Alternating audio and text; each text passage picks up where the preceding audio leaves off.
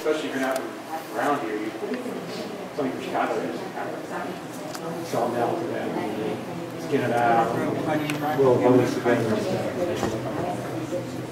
Usually that's stuff. But that one, yeah, I think I still have it from that.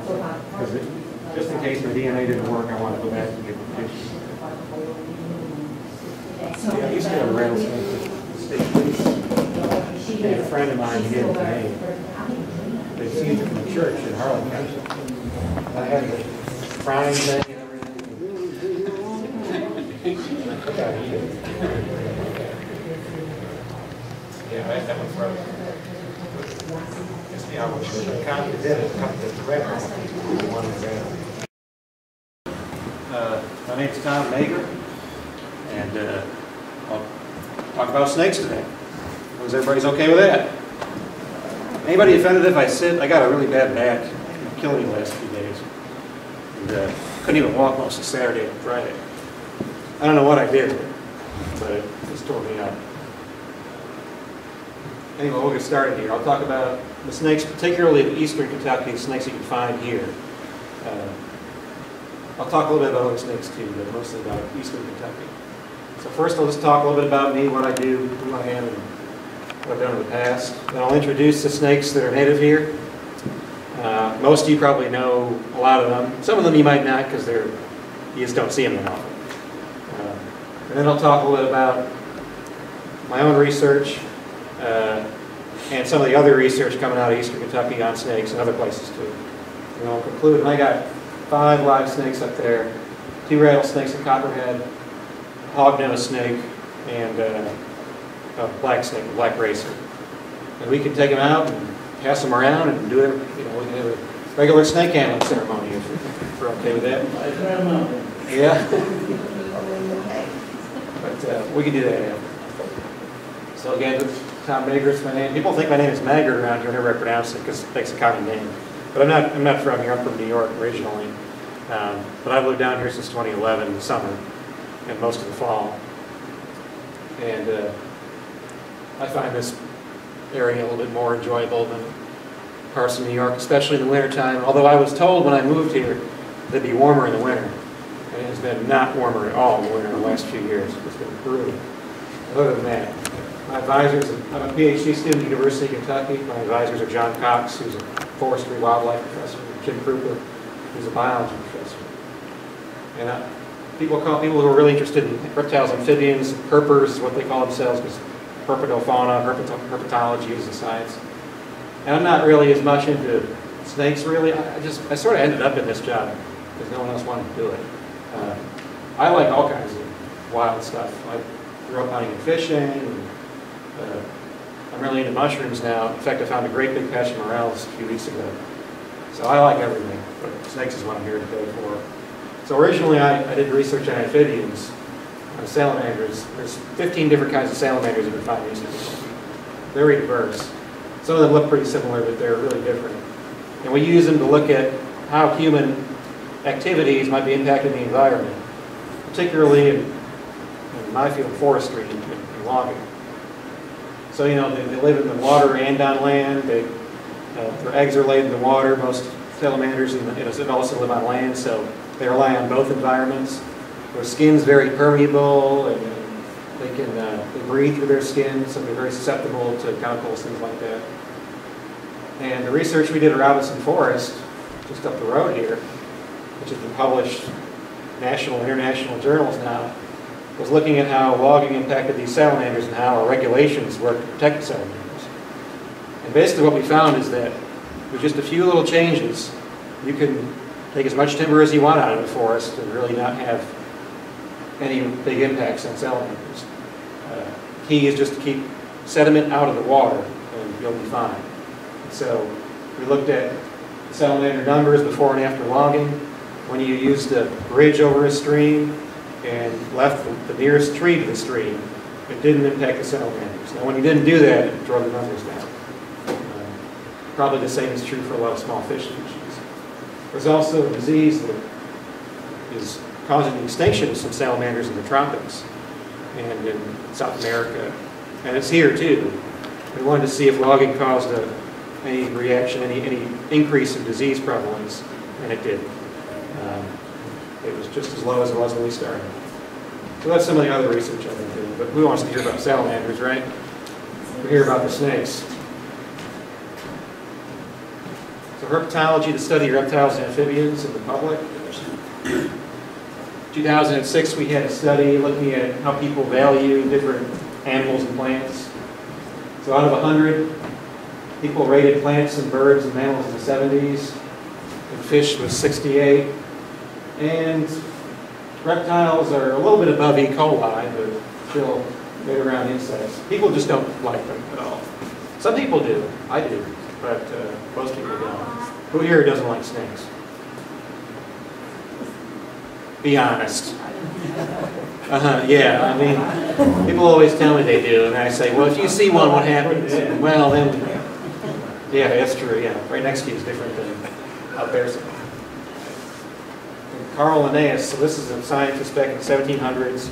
He devised the whole system of species and families of animals and classes, and he's behind all that. He absolutely hated reptiles. So this goes back a long time. And remember, you know, in the Bible, they didn't come off very well either. People for a long time have not liked these. What do you say? Calculating eye and squalid habitation. Nobody likes them. And, you know, movies too. You don't see a lot of snakes on a plane. And so on. I mean, in real life, they're really not that threatening. There's actually a website called snakesandhats.com I found when I was doing this. You got to be very careful when you search for it, but it is there. So just a few things about snakes. One lung is usually greatly reduced. You know, it's a very unusual shaped animal. So usually it has one lung, usually the left lung, which is very long. The right lung is almost nothing. It has this called a glottis down here. Pretty much all snakes have this, most of them have it. That's their breathing tube. So when it has a mouse in its mouth and it's choking on this mouse, it can still breathe. Of course, they shed their skin frequently, entirely, right? The whole skin comes off at once. And how do they get around this with the eye? Well, they have a special scale that covers their eye. And that's a good way to tell the snake's about to shed. Usually they're really mean when they're like this too. In fact, one of the black snakes I have here is about to shed. It's not happy. Of course, they're never happy, especially in their acid day. Some snakes lay eggs. Some give live birth, heads. The ones that give live birth, they have eggs in them, but the eggs hatch while they're still inside the snake, and then the snakes come out live. So it still has eggs, but it just doesn't, snakes come out as live. Rattlesnakes do that. Pretty much all pit vipers do. There are some snakes here that lay eggs. Let's see. Correct me if I'm wrong, Jay. Black rat snakes lay eggs? What else? Certainly the earth snakes do, some of the smaller ones. Racers, yeah. Black racers and stuff. But some lay eggs, some do not. And of course, snakes are reptiles. The earliest one we have is about the Jurassic, up the time of the dinosaurs. It's important to know that, I'll mention one thing. So I talked about herpetology. Herpetology is reptiles and amphibians, right? So both amphibians and reptiles, frogs, salamanders, turtles, snakes, lizards, everything. They're actually not closely related at all. Lizards and snakes are, but amphibians are actually way over. Not even in this diagram, because they're not amphibians. They're in a whole different diagram. They're not closely related at all, they just look alike. Things can evolve to look alike even though they're not closely related all the time. Fish and dolphins, snakes and eels, things like that. So the snakes are over here, the birds are right here. Birds are basically dinosaurs, more or less. But anyway, snakes, turtles, not really that closely related, but they're all related. So feeding. Oftentimes, looking at strict prey, we have black rat snakes here, big, long, black snakes. See them in your barn and stuff, and they eat rodents and things like that. They constrict, usually. And king snakes do too. I should have had a black king here, but I couldn't find one, unfortunately. Now, of course, the other big adaptation for feeding is venom, right? So there's three kinds of snakes we're going to talk about. Colubrids, which are black snakes and hognoses and stuff like that, mostly non-venomous. Vipers, rattlesnakes, copperheads. And then elapids. We don't have any elapids in Kentucky, so we won't talk about that too much. Those are your cobras, crate sea snakes. I have it written here. Coral snake would be the one that's native to the U.S. Those are neurotoxic venoms. That would be proteoglyph. You'll have to memorize this. There'll be a test later, but you want to memorize this. Proteoglyph up here. That's going to be your elapid, your cobra. Down here. This is your viper right here. Big, retractable fangs. Now snake fangs, they'll shed fangs all the time. They regrow their fangs every few months. And if you milk snakes for venom, they'll shed fangs regularly. So it's not like human teeth. So with vipers, the fangs can retract into the mouth. They're very, very long, and they can deliver a lot of venom very effectively. The cobras are kind of weaker. They don't really deliver as much, but it's more toxic venom. And again, the vipers have hemotoxic venom. It attacks your blood, your heart, your inner organs. The neurotoxic venom of cobras, that's going to attack your brain, and especially your nervous system and your breathing. Usually you suffocate with a cobra. People ask me, would you want to be bit by a cobra family snake or a viper family snake? If anybody ever offers you that choice, however horrible that might be, take the cobra. The vipers that we have around here are just absolute. Anybody here been bitten by a copperhead or anything? Yeah. You have been? Yeah. What? How was it? Warm gel. Oh yeah. Yeah. It was real hot. Yeah. It's absolutely horrible. Was it copperhead? Was it? Yeah. Yeah. It's terrible. And I have never been bitten yet. Could happen tonight. Who knows? If it does, I'm suing University of Kentucky. But yeah, it's not a good experience. With the cobra family, you just kind of fall asleep. One thing to note about the vipers too, so the vipers in the New World, North and South America, are called pit vipers because they have this special pit right here, right? They're sensing heat. So old timers will always tell you, you have a stick and you mess with the snake, you poke the snake in the head, it doesn't strike. You think, oh, I can reach for it. Well, the heat sensitive pin here, the snake can tell the difference between a stick in your hand pretty easily, and it'll attack your hand, no problem. So why do they exist, and why don't we just kill them all? Tough question to answer sometimes. I would say there's a difference when it's around your house versus when it's in the wild. So, the founder of wildlife biology and wildlife management, Scotty Model, Leopold, his idea was when you take apart a complex machine, a car, a radio, whatever, you don't just throw away pieces. You want to keep all the pieces. Well, ecosystems are just complex machines like that. And so when you have an ecosystem, you don't want to just throw away pieces. It can cause chaos. And that's largely true. We almost lost a lot of species. White-tailed deer, how many of those were in Kentucky a few years ago? And it's hard to believe that Canada geese almost went extinct what they did. Black bear almost went extinct too. Those have all come back. The snakes also went down, but they're back now.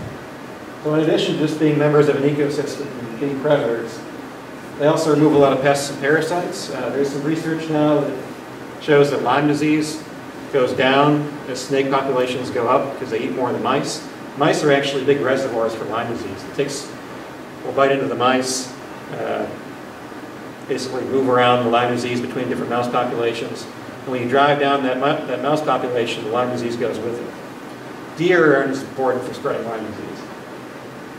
Also, a really weird paper I saw, if you tally up all the skins that are shed by snakes, it's actually a pretty important source of nutrients for forests. Snake skin contains some sort of rare elements like nitrogen and phosphorus that's important, basically fertilizers. And over time, that can actually be fairly important to certain forests. Hard to believe, but I'm still a little skeptical myself. But that could be important too. So anyway, let's get into the local snakes, right? We've got two pit vipers, I should say. Rattlesnake, copperhead. Everybody here knows rattlesnakes and copperheads probably.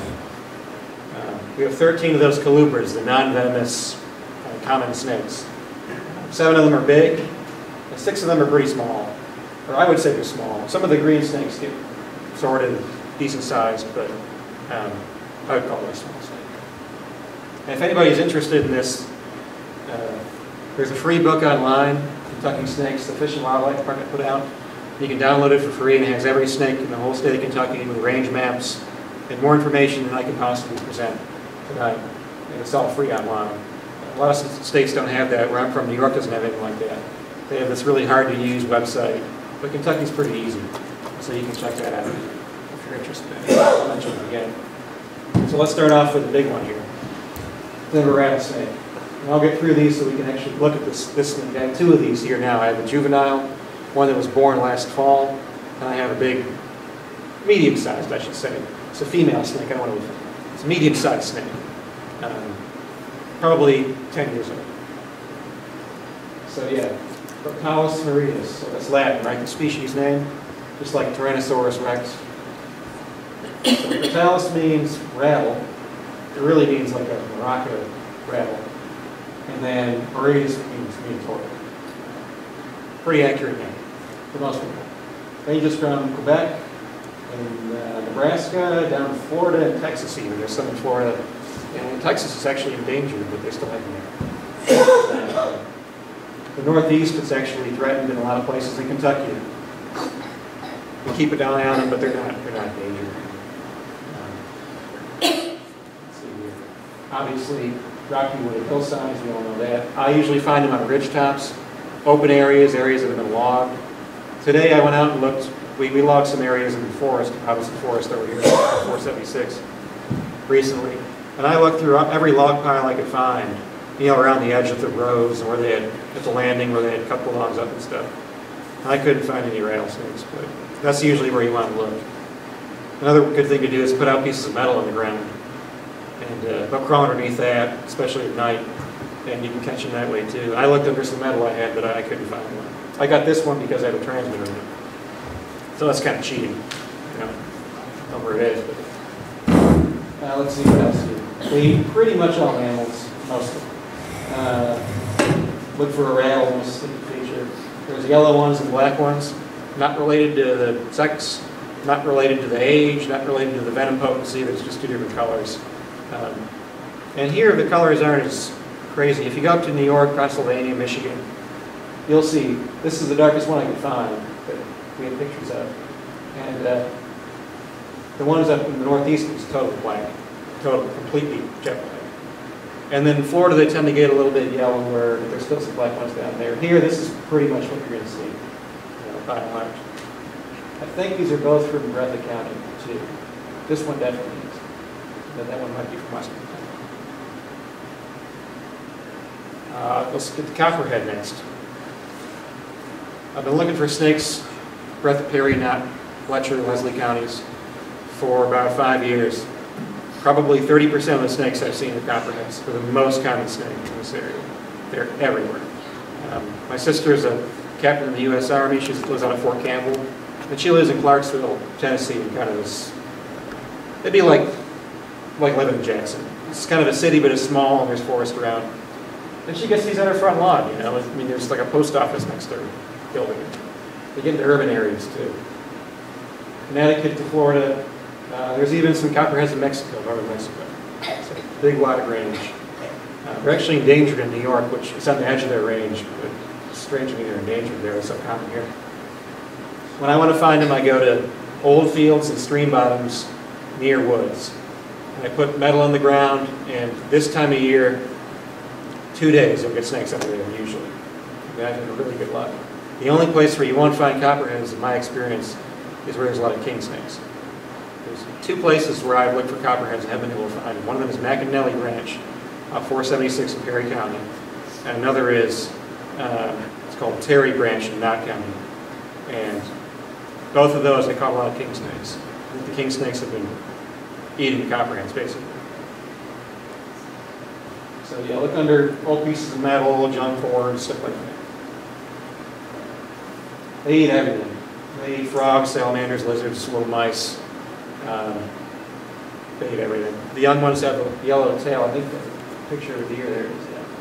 They use that tail to lure in things like frogs and other amphibians. It hasn't been proven scientifically, but most people think that's what it's for. What else? Oh yeah, the venom. There's actually, in the last 5 years, so venom, I'll get into this later more, but viper venom especially is composed of many different proteins and enzymes. And you can separate them out, probably 30 to 40. You can separate them out, look at each one independently.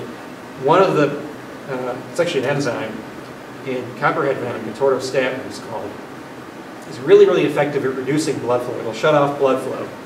So remember how I said the vipers, that they attack your blood and your vessels and your heart. Well, what this protein does is basically it causes a lot of blood clotting and shuts off blood flow in certain areas of your body. And that causes blistering and pain and stuff like that. It's designed to cause a mammal to die. That's what it will do eventually. But if you take this one little protein or enzyme and use it in very small amounts, it's really, really receptive to breast cancer tumors. And so if you inject it near the site of a tumor with some other drugs, it'll only attack blood flow going to tumors. It'll leave the muscle tissue intact. And chemotherapy, it's all about specificity. You want it to have little side effects, and you want it to be effective only on the tumor. That's what it appears to do so far. It's actually used in France and most of Europe. It's still going through FDA here, but it'll be used in the regimen pretty soon. And that comes from copperhead. In fact, some of the copperheads, the research was done on were pretty good. They were milked down and enslaved. Let's move on to the colubrids. These are not venomous snakes, moving into a different family. Black rat snake. Most people have probably seen the big black rat snake. Biggest snake in Kentucky. Biggest snake in most of the eastern U.S. 7 feet, 7.5 feet sometimes.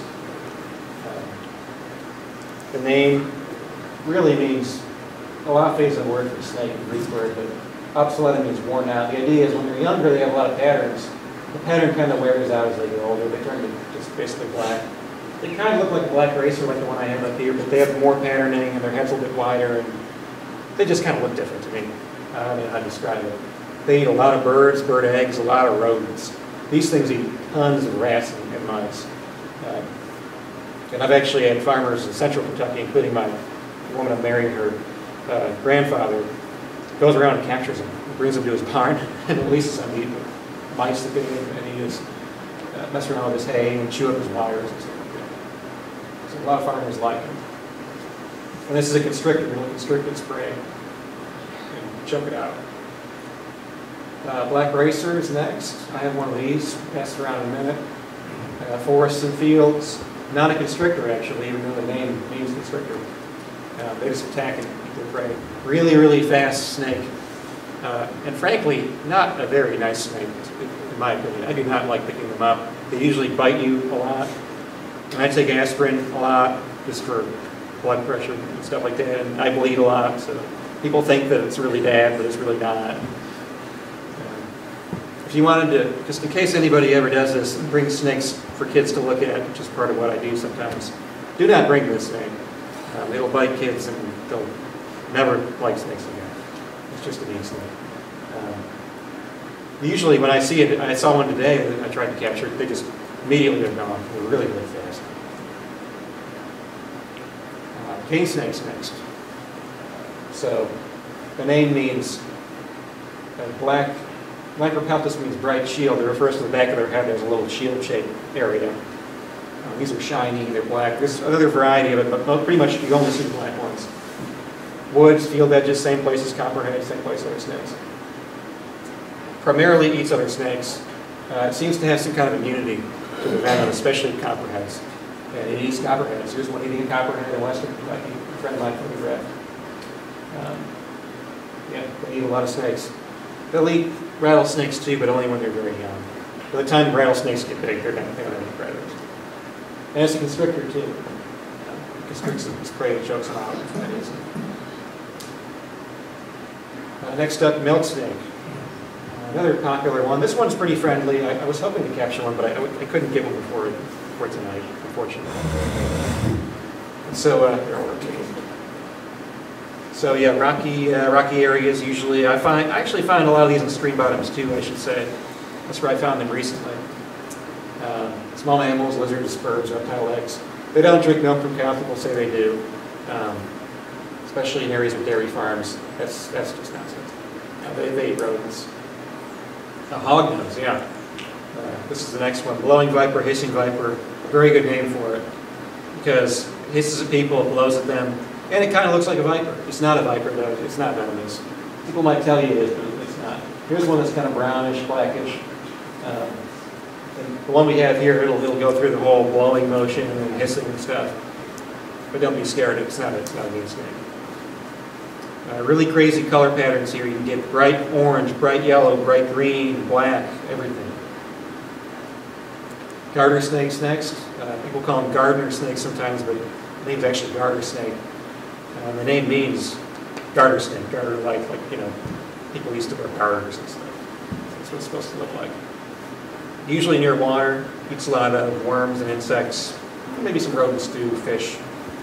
A lot of color variation here too. My uncle sends me pictures of these that he finds, and he swears there was some kind of venomous snake, telling him it's just a garter snake. No, it's definitely venomous. Whatever, Uncle Tom, not with the argument sometimes, but regardless, they're pretty friendly snakes. Sometimes they'll bite you a little bit. But. Green snake. So we have one kind of green snake in Kentucky, the rough green snake. There's also smooth green snake. Name means forest snake of the summer. Perfect name. You can see them in the summertime a lot. I cannot find these snakes for the life of me. I try to, and they're just really tough to find when we're looking for them. I'll just come across them randomly sometimes. They eat insects, usually near streams, and they're very friendly. You can pick them up and play with them. They won't bite you. They won't do anything. People keep them as pets sometimes. They're kind of tough to keep as pets. You can feed them crickets, but sometimes they don't want to eat. But yeah, they're common. I caught one 2 years ago, and I was just playing with it. And I put it in a bush and by a creek there, and I just decided, well, maybe I'll just close my eyes for a couple seconds and see if I can find it again. I wanted to see how fast it could disappear. And I closed my eyes for about 5 seconds, and I never saw it again. They get into those bushes and you just can't see them. We know very, very little about this snake. We know diet because we find ones dead and cut them open. We know how much eggs they lay because you might find a pregnant female once in a while. But aside from that, nobody really knows what their life is like. Water snakes next. Another just really nasty snake.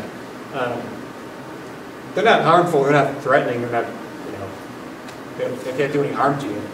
But they're just mean, and they have a tendency to void their intestines whenever you pick them up. And for a snake that eats fish, well, you might expect it. It smells pretty terrible. This is another snake I don't pick up when I'm on field trips with students, because I think I make the students pick it up. I don't want to pick it up. But they eat fish and amphibians, small fish. You'll see them all the time. At any stream around here, you'll see water snakes. Frequently mistaken for cottonmouths. They're not cottonmouths, they're water snakes. Their saliva has a certain chemical that makes your blood run really, basically drain easier. Makes it bleed more. So let's move into the small woodland snakes. These are the ones people don't know as much about. Not just people in general. Scientists don't know a whole lot about these snakes either. So this is a group of snakes. I think I have 6 species here, maybe. Usually they're about less than a foot long. They're all friendly. They're all nice. They don't bite you. They don't. There's one that does that thing where it voids its colon. That's not so nice. But the rest of them are pretty decent snakes. So this is the one that, whenever I pick it up, it just poops all over me. I don't know what it is, and it smells terrible. Well, this is a very common snake. This is probably the second most common snake in Kentucky, in this part of Kentucky, that you could find reasonably. You go out to the forest and lift up a rock or a log, these are under them very frequently. This is the ringneck snake, Diadomphis punctatus. Headband snake with a spot, which is a perfect name. It has a headband and a spot. Eats a lot of worms, salamanders, some insects, and it seems like I always find a lot of them. And people do a lot of social experiments with like monkeys or birds or all kinds of stuff. Snakes are just as social. They have family groups where they hang out together, and they have essentially groups of non-kin friends that they always seem to be associated with. And these are one of those snakes. I haven't seen a lot of research on it, but there's a lot of complex social webs with these snakes. I always seem like I find 3 or 4 of them together. We have a red-bellied snake here. I don't know if anybody's seen these around. They're not as common. Big red belly, usually a lot of spots on the back, sort of along the length of the snake here. And sort of a little discoloration up there. Sterera is a genus name there. The capitalized one at the beginning there is the genus, next one species. Sterera is named after David Storr. He was a famous snake researcher. And then Occipital maculata, I always thought meant occipital spots, but actually I think it means back of the head spot. Anyway, probably not an important detail. Mostly it's worms and slugs. I'll find this snake sometimes eating stuff that's 3 or 4 times the diameter of the snake. I mean, I don't know how it does it. But snakes, of course, their jaws can become unhinged, and they can actually, so imagine your jaw like just dropping off. Snakes can do that. Most snakes can, and ingest huge prey items, and this is one of those. Although it's a very small snake, I mean, you know, eating a grasshopper when you're ½ an inch wide is a pretty big deal, and it seems to do it all the time. Next up is the eastern worm snake. This is probably the least commonly encountered snake in eastern Kentucky, and you really only see it here, maybe with the Perry and Johnston County. It doesn't get down into Letcher and Harlan as much. I think there's just not enough fields and stuff in agriculture for it down there. But it means delightful wood chip snake. It's a beautiful, friendly little snake. It smiles and goes around your hands and stuff. It's actually a voracious predator of earthworms. It's a terror of earthworms. It'll go through the earthworm burrows. It has this really big spine on the end of its tail, which is actually sort of sharp. And it'll stab the earthworms essentially and pry it sort of back to its mouth and eat them. I have one eater eating an earthworm. This thing's barely the size of an earthworm. But it's just kind of a neat little snake. Mostly lives underground, very unfrequently encountered. I think I've only seen one. Earth snakes are kind of similar, not as much time underground, don't have the big bony spike on the tail. And they eat mostly insect larvae, stuff like that. It's named after another herpetologist. We have DeKay's brown snake, named after 2 herpetologists. And mostly eats snails and slugs and amphibians. And it has these, it doesn't really bite. Pretty friendly. We used to have one in our lab, actually. But it has well-developed teeth for a small snake. What it'll do is it'll curl itself around a snail shell and essentially bite the snail and kind of suck it out. It takes about 5 minutes. I've never seen it do it except on YouTube. But it's a really neat behavior. It'll just find a snail, track it down through the slime trail that it leads, curl around it, and just suck that snail right out. Really good at eating snails. Kind of a neat little snake. So this is the part where everybody confronts me about how little I know about snakes. But there are 2 snake species that I hear a lot about that don't occur in eastern Kentucky. First is the cottonmouth. Everybody tells me they've seen them. I've never seen one, and no herpetologist has in eastern Kentucky ever. But those occur in western Kentucky. So you go west of about Owensboro, you're likely to see them. They're very common in western Kentucky. They're everywhere. We don't have them here. People are usually seeing water snakes or copperheads, both of which swim all the time and are very common on water. So that's the one that we actually don't have here. And again, people have argued with me until I'm blue in the face, but we don't have cottonmouths here. The other is the eastern diamondback. That's one we don't have in Kentucky at all, in fact, or in Virginia. Big rattlesnake. Easily the most dangerous snake in the eastern U.S. If you get bit by an eastern diamondback, your chances aren't great, depending on how far you are from the hospital. Just a big snake. I've seen one in Florida. Head was about that big, and about the size of a Gatorade bottle around, just kind of cruising out in this swamp south of Orlando. And these immense snakes, beautiful snakes too. But we don't have them in Kentucky. I wish we did. I don't know if anybody else wishes that we did, but I wish we did. So I'll talk a little bit about snake research. I'll be brief because I want to get to actually taking these things out and playing with them. So they've been used all over from every aspect of biology and physiology and genetics and evolution. Learning how different systems develop, testing different medical things, just everything. And venom is a big one. So I'll talk about this in a minute. Has anybody met this guy? He works at Slade. His name is Jim Harrison. I've seen him. Yeah, he's usually, people, I always ask people, have you ever met him before? And they go, oh, he's the guy from the news that got bitten and almost died. Yeah, that's him. Once a year, he seems to get bitten and almost die. He's been bitten dozens of times. I think he's probably got about 6 fingers left. He's down there, but he's got a few left. He's a really nice guy. If you ever have a chance and you're interested to go to Slade, the Kentucky Reptile Zoo, you can see the largest private collection of venomous snakes in North America. Maybe in the world, depending on whether or not some of the Chinese collections are bigger. We don't really know, they don't tell us. But in any event, viper venom especially is really, really well designed to target the mammal physiology. So, you know, snakes eat mostly mammals, vipers eat mostly mammals, we're mammals, and that's just bad luck. Snakes don't want to kill us, at least vipers don't. They want to kill mice, but unfortunately we're kind of similar to mice. On the plus side of that, though, a lot of what medical researchers do, people who are looking for new drugs, for drug companies, pharmaceuticals, is they try to find chemicals that affect the human system very intensely, good or bad, and then kind of build off of that and look for new drugs and things like that. And snake venom has been a gold mine for these people.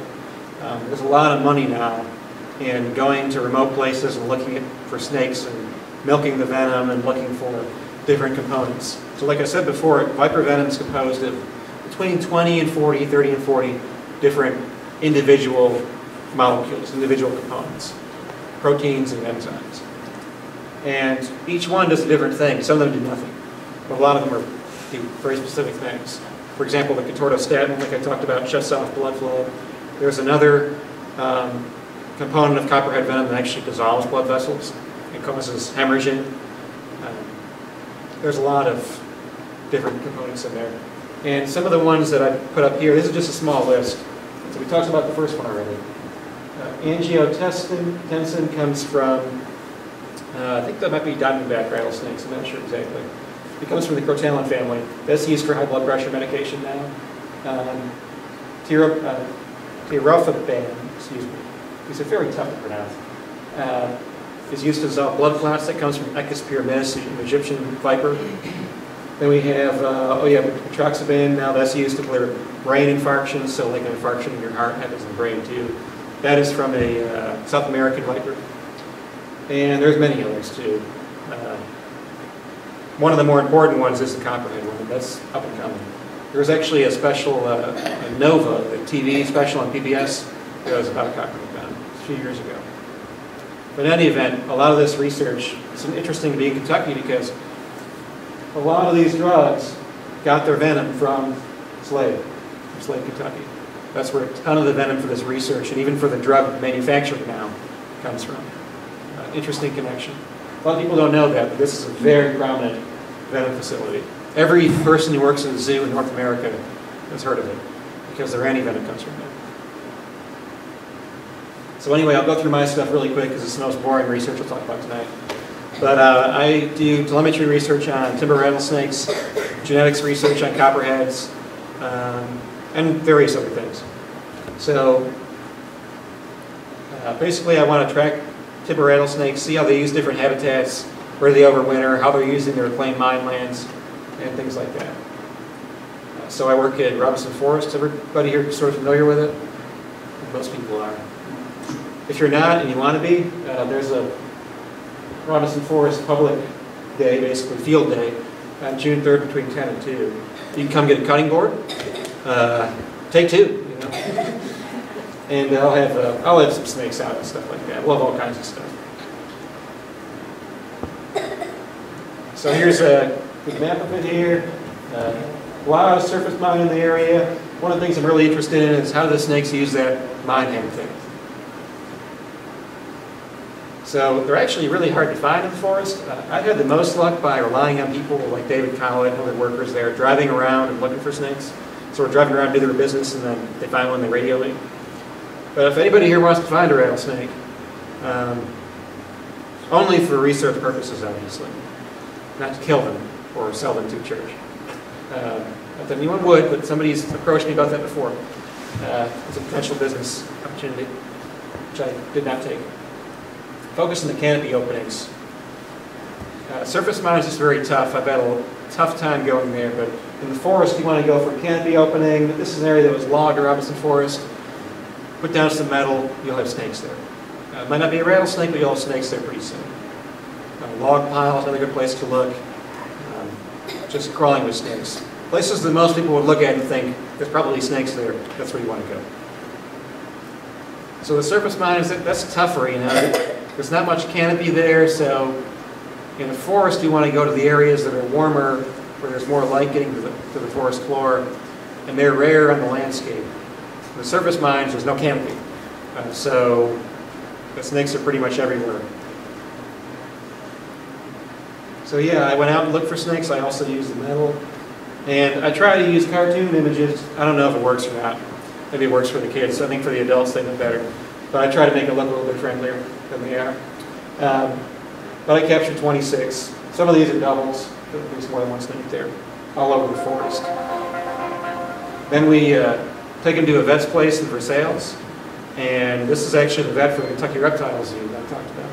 So anytime a cobra or a mamba gets a pimple, they call him. And he goes down there and helps them out. He also treats dogs and cats. And he was very strict that I come to the back of the building to deliver the snakes instead of walking through the area where Fido and cats were. One time I had 2 rattlesnakes out behind his door because, after the surgery we put them in the sun so they warm up and stuff. And he had a delivery from the UPS guy who just lost his mind. He heard the rattle and he said he thought it was like a gas leak or something, and he was looking over and he freaked out. So it was kind of fun. Anyway, pretty simple. Cut them open, put the transmitter in the body cavity, sew it up, let them go. This technology has been used for a long time, 20 years now. They used to force feed them, they don't do that anymore. So when you do research on animals with the university, you have to get all your research approved by an Animal Care and Use Committee to make sure you're not mistreating anything or being mean to the animals and so on.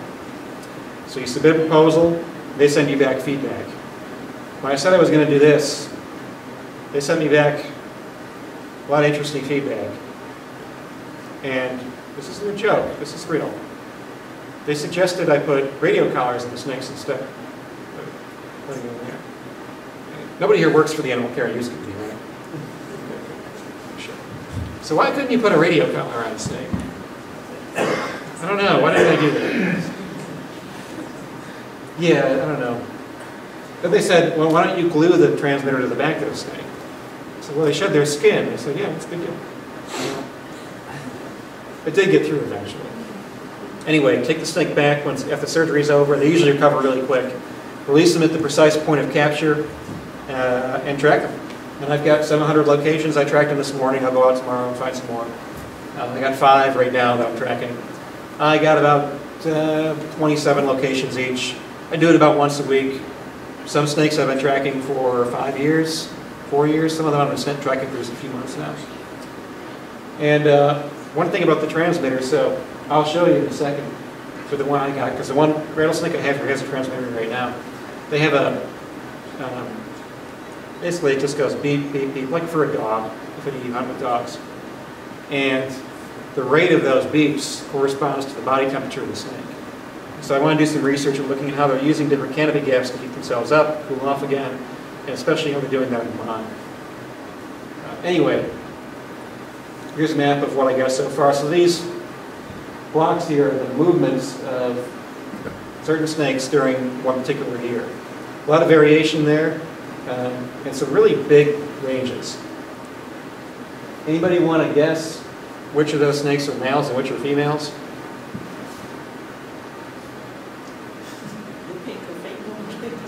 No, I wish I did that. I should. The females are the tiny ones. So here's a female up here. That's actually a small male. That's a female. There's some females that are buried underneath those. So females have a really small range. In fact, the gravid female, a pregnant female, doesn't move really at all. The females that aren't pregnant, they'll move around a bit, but they only cover really a few acres at most. The gravids the pregnant females sit in one spot all summer. Those are the ones people find the most often. like out on a rock or something, sunning itself, usually that's a gravid female, especially if it stays there for months. Now the males have kept them in excellent shape because the way these transmitters work, they don't send a signal, you got to go find it. And so I'll have a male on one ridgetop one day, then I'll go back next week and he'll be a mile away and he'll be over here. It drives you nuts, but they move quite a bit. So square kilometers here, convert to square miles. Most of these males are going to move half to 1 square mile in the course of a year. How long does it take a female to have babies or whatever? Yeah, so they'll mate usually in August or September, but fertilization doesn't happen until well after they mate. A lot of snakes do that, and birds too. And so maybe baby will start growing in like right about now, and it'll grow throughout the summer, and then they'll have the babies in about August, September. They usually give birth to about 6 to 10, in my experience. I've captured a few. One of them gave birth in my bedroom. I used to keep the snakes in my bedroom. They don't let me do that anymore. But, well, they being a woman I'm married, but because they make noise at night. Anyway, but yeah, they give birth to about 7 to 10. So they overwinter. Again, I'm just trying to be cartoony here. It's, hopefully people don't hate these things that much. Typically on ridge tops, everybody knows that, right? That's where they're going to spend the winter. So usually up on ridge tops, this is sort of a 3D image in Google Earth. If anybody's been to Robinson Forest, there's a small patch cut up on top of the ridge road that's here, right here. So the camp would be like over here. And yeah, they go up to the tops of the ridges, get in those rock crevices, maybe under a log, maybe under an area where a tree came up, and they spend the winter there. And so I looked at different topographic features and tried to determine any patterns that are occurring. And I found that, as you might expect, south sides of the hill, tops of the ridges. I then compared and said, okay, well, how much of that do you think is disturbed by surface mining? Can we sort of look and see, okay, is mining kind of breaking it up into different areas and so on? And I have a lot of that data, but I won't bore you with any of that tonight. The third thing I wanted to do is look at how the snakes are using their reclaimed mine land. This is the last part. So I've been tracking them on reclaimed mines. I had a really tough time finding them there. And once I collect all my data, I'm still collecting it now, I'll compare the types of habitat they're using on both. The types of things they're eating on both too. I find, just anecdotal experience, more rabbits on strip mines, more mice in forests, bigger snakes on strip mines, because of the rabbits. So I got one here. This is one that's been keeping me in good shape. Caught it down here. Up there is where I spent the winter. It's been over, this is in Bear Branch off Little Buckhorn Road. This snake's been from one ridge to the other ridge to the other ridge. In one day it'll move from here to here, here to here. It's just been all over the place. But it's been using that mine a lot. I think it's catching rodents up there. Here's one on Laurel Fork of Buckhorn Creek, an area the University of Kentucky owned that they mined back in the 90s. And I had a friend who worked for the university who was up there all the time, and this is where they have cattle up there. And this was his snake. I showed him a picture of it. I showed the snake a picture of this guy so that we wouldn't attack him. His name's Irwin Williams. Anyway, so I caught it over here. It overwintered in one part of this whole area that wasn't mine. I think that's because it needs those rock crevices to get into, and when they reclaim after mining, they kind of beat everything down and smooth it out. I'd like to look at that closer. But this snake ate a lot of rabbits, ate a lot of big cotton rats and stuff like that. So anyway, another thing I want to do is look at the natural history. Natural history is just basically the life of an animal. Things like how often do they breed, how long does it take them to breed. Little facts like that you see in field guides and textbooks. For a lot of these species, we actually don't know anything about them. It's really surprising. We find a snake on the ground and think we know everything about this. But Jake over here has been looking at the diet of different salamanders, which, how many salamanders do we know the diet of, roughly? 40% now? From the U.S. From the U.S.? So that's something. So half we don't know what they eat. Which, if you're trying to conserve different species and you don't know what it eats, well, that's a problem, right? And so this one of the things I'm trying to do, and a lot of scientists I'm in the biology department now, I used to be in forestry. They don't care about stuff like that. They want to get the next big grant. They want to get the next big paper. They don't really care as much about looking at different wildlife species and trying to learn about them. So I do genetics research too, so I try to live in both worlds, but sometimes we clash. But there was a 1,000 Genomes project. And I always thought, well, geez, we should look at 1,000 natural history projects, because if we just don't even know what some of these animals eat, how are we supposed to manage for them? It just seems impossible. Let alone, it can help us learn other things. I mean, if you know the diet of an animal and you have its venom, that can really help you learn about the evolution of different components, what they can do. So anyway, more information is better. In the future, I want to look at, okay, so we have the mining, is it isolating these populations? That's what I'm using genetics for. And then also overwintering. So snakes here, one of the things I'll talk about if anybody has any questions is the overwintering. So where I'm from in New York, rattlesnakes, copperheads, they overwinter in these crevices and hibernacular dens, hundreds of them at one time. If you go there in the spring or fall, you'll see in the hillside just hundreds of snakes. Sounds great, doesn't it? I think it sounds great. Here, they don't do that. They're individual. I think it's because it's warmer, and the rock around here, the sandstone and the shale, there's just more crevices and more cracks and more places for them to go into.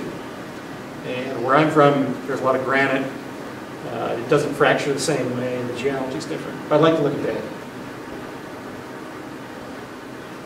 And I just got to acknowledge people that helped me, my vet, and people that worked at that vet place. I mean, they signed up to do, weigh Fido and, take a cat's temperature. I kind of ruined their day a couple times, bringing in rattlesnakes and stuff. But they put up with me. And then my advisors and stuff like that. And a lot of these photos that I had were taken by a guy named Wilbur and Phil Peake, who are from Louisville. And they go all over the state and look for snakes for fish and wildlife for free. They just like doing it.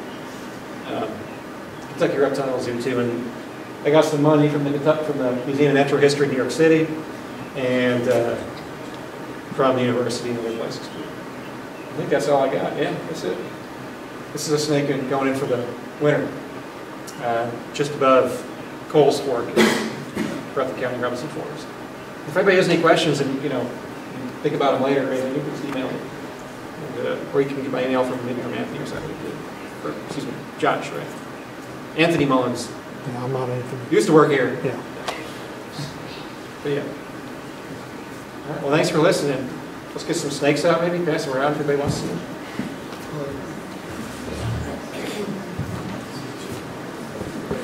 Let's do the froggies first.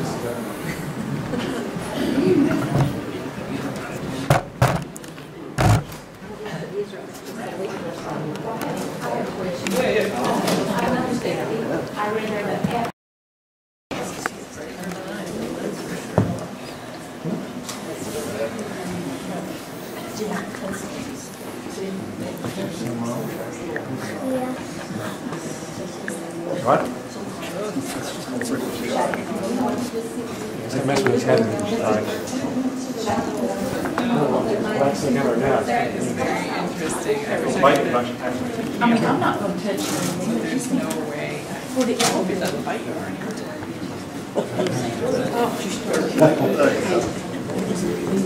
I don't want that. That one, yeah.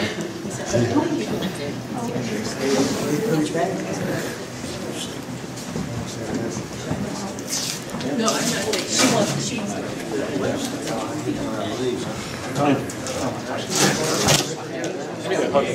Pin him down. Where's your phone? This right here is my What's around there, John?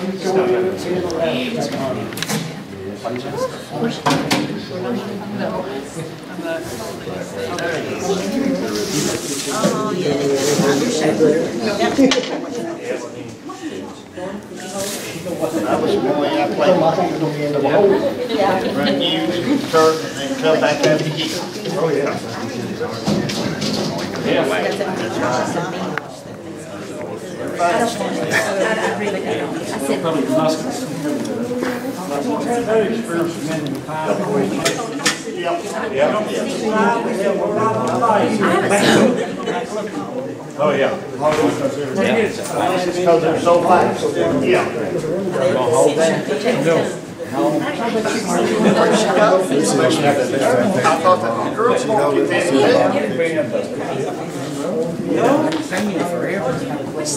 That's a black race. If you want, we gotta get us happy. On real.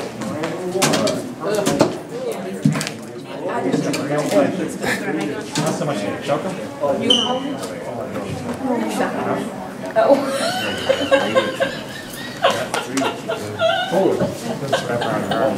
Is that black rice or snail?